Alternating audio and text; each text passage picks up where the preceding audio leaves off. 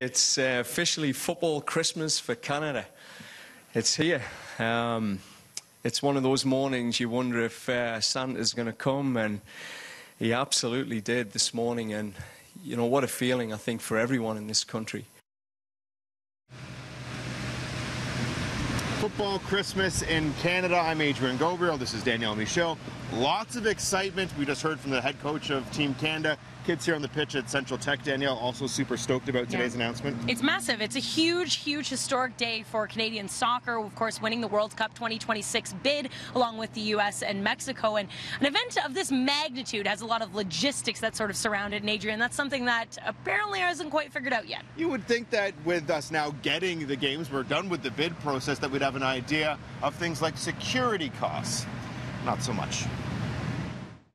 What all those costs are just yet, we don't know, but we're going to work it out, and there's every expectation that the three levels of government to participate. Do we know what the breakdown will be between the different levels of government, what the cost might be, and if we don't, are we putting the cart before the horse here? We estimated the city's share of costs for all the sort of, I'll call it the hard things that we would have to do in terms of a fan expo and just putting the thing on and addressing some of the transportation and issues of that kind. And we have an estimate right in the report that was put in front of City Council and authorized at, you know, somewhere probably $30 million or a bit north of that.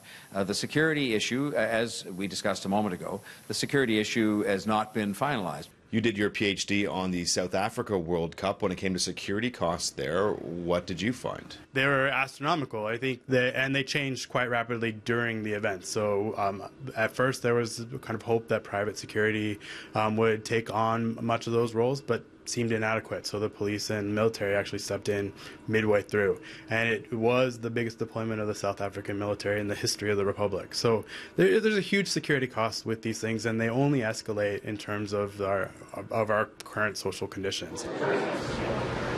So here's what we do know. The tournament will feature an expanded format with the number of teams rising from 32 to 48 countries playing 80 games at the 2026 World Cup. 60 games will be played in the U.S., with Canada and Mexico playing a supporting role with 10 games apiece. Mayor John Tory saying today Toronto is open to hosting as many of those games as possible, but the final number as well as who plays in Toronto will be up to FIFA.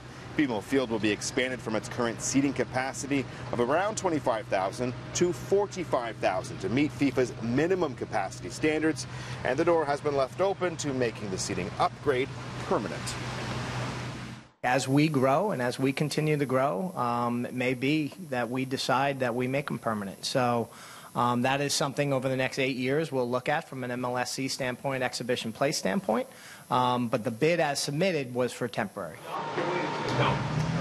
One thing on BMO Field's side is that it already has natural grass on the pitch. The other two Canadian host venues, Montreal's Olympic Stadium and Edmonton's Commonwealth Stadium, both have artificial turf, something that will need to change for the games to be played there. It's interesting to note that Vancouver backed out of being part of this United World Cup bid, in part because of concerns of cost overruns.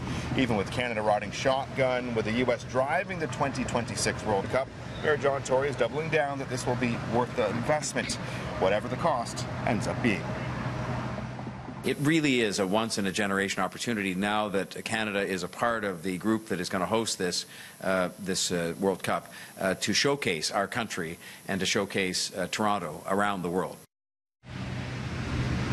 Another thing we do know, this is the largest sporting event in the world, Danielle. There's absolutely nothing like it, making this such a watershed moment for the sport in our country. And wouldn't it be nice to see Canada back on that World Cup stage? They haven't been there since 1986. And for former senior men's national team member Jason DeVos, he remembers that summer very well, even though he was just 12 years old.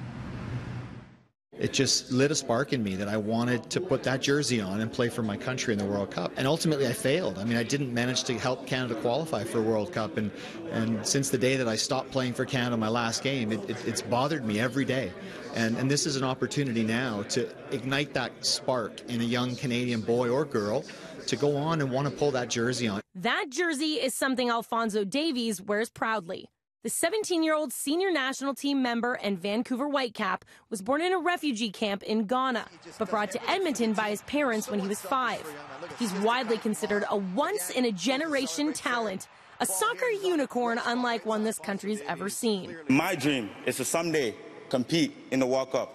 maybe even in my hometown of Edmonton. He stood in front of FIFA Congress today and said he dreams to play for Canada in the World Cup. And that commitment from a player of his stature will only draw others to do the same. And that's been our biggest challenge. It's not necessarily what we're doing in this country. It's the fact that we can't get that commitment because we haven't had a World Cup to look forward to.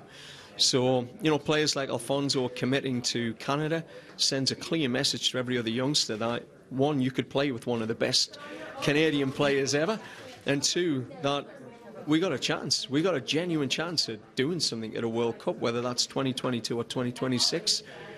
We're in it.